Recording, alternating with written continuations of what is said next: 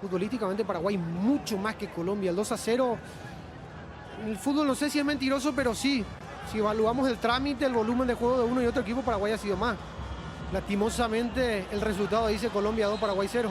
El córner que viene por intermedio de Diego Gómez. Vamos Paraguay, que venga el descuento. Autorizar el juez, ahí está Diego Gómez para pegarle. El centro de Diego, segundo palo, golpe de cabeza, gol. ¡Gol!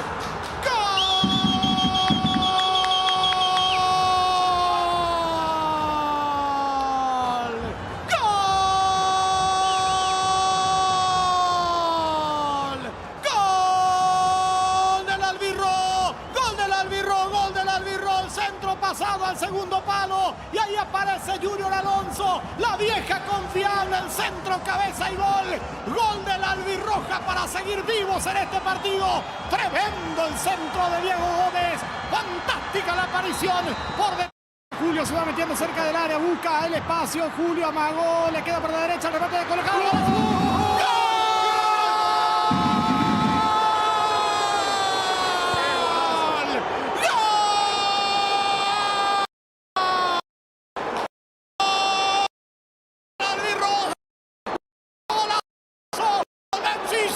Ahí se fue llevando el balón, buscando ese espacio para su derecha, hasta que lo consigue, hasta que lo obtiene y saca un balonazo impresionante al techo del arco. Verdadero golazo, soberbio disparo de Julio Enciso. Decíamos esta siesta que Enciso podía tener hoy la gran chance de un golazo y es lo que hace desde fuera del área. Julio Enciso amagó una y otra vez hasta que por fin tuvo el espacio suficiente para sacar esa derecha.